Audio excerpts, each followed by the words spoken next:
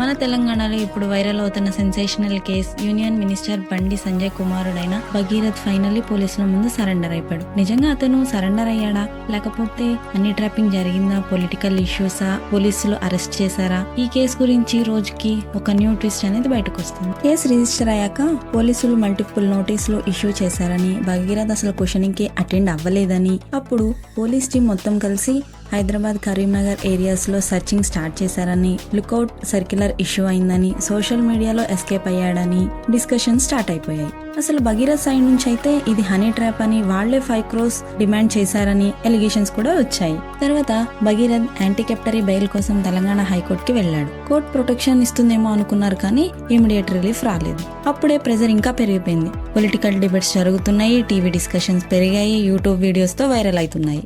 మే 16th morning అయితే biggest twist జరిగింది. Bandi Sanjay Kumar media ముందు చెప్పాడు, నా సన్ లాని రెస్పెక్ట్ చేసి పోలీసులకు సరెండర్ అయిపోయాడని. కానీ సికింద్రాబాద్ పోలీసుల వర్షన్ వేరేగా ఉంది. ఇక్కడ భగీరథ్ ని నార్సింగి ఏరియా దగ్గర పోలీసులు డిటెక్షన్లకు తీసుకున్నారని, తర్వాత అఫీషియల్ గా అరెస్ట్ ప్రాసెస్ కంప్లీట్ చేశారని అప్పుడే తెలంగాణ సోషల్ మీడియాలో ఎక్స్ప్లోడ్ అయింది. పీపుల్స్ ఆస్కింగ్ ఏంటి అంటే, రియల్ గా సరెండర్ అయ్యాడా, ఆల్రెడీ పోలీసులు కస్టడీలోనే ఉన్నాడా, పొలిటికల్ ప్రెజర్ ఏమైనా ఉందా? ఈ కన్ఫ్యూజన్ కేసుని ఇంకా వైరల్ చేస్తుంది. అరెస్ట్, సరెండర్ తర్వాత భగీరథ్ ని మెడికల్ ఎగ్జామినేషన్ కి తీసుకువెళ్లారంట. పోలీసులు లాంగ్ క్వశ్చనింగ్ కూడా చేశారంట. అతని phones, chats, social media evidence investigation చేశారని రిపోర్ట్స్ కూడా వచ్చాయి. సైబర్ క్రైమ్ యాంగిల్ కూడా ఇందులో యాడ్ అయిందంట. ఎందుకంటే ఆన్లైన్ క్యాంపెయినింగ్స్ జరిగాయని, ఫేక్ నెరేటివ్స్ అని, లీక్స్ అని సోషల్ మీడియాలో స్ప్రెడ్ అయ్యాయి.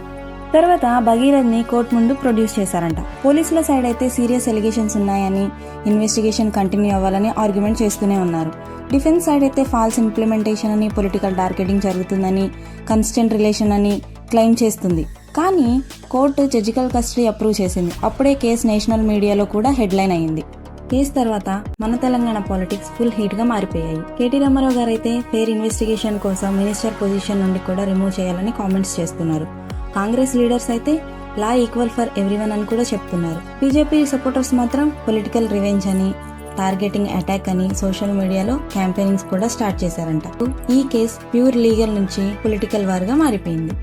ఈ రోజు రిపోర్ట్స్ ప్రకారం భగీరథ్ జడ్జికల్ కస్టడీలోనే ఉండిపోయాడు. ఇన్వెస్టిగేషన్ కంటిన్యూ అవుతూనే ఉంది. పోలీసులు డిజిటల్ ఎవిడెన్స్ వెరిఫై చేస్తూనే ఉన్నారు. సోషల్ మీడియా మిస్ఇన్ఫర్మేషన్ కేసు కూడా ఇన్వెస్టిగేషన్ చేస్తున్నారు. ఫైనల్ ట్రూత్ కోర్ట్ ఇన్వెస్టిగేషన్ తర్వాత మాత్రమే క్లియర్ అవుతుంది. సో ఇది నిజంగా క్రిమినల్ కేసేనా, హనీ ట్రాపా, పొలిటికల్ సెటప్పా? తెలంగాణలో ఇప్పుడు అందరూ వెయిట్ చేస్తున్నది ఒకటే, ఫైనల్ ట్రూత్ ఏంటి అని.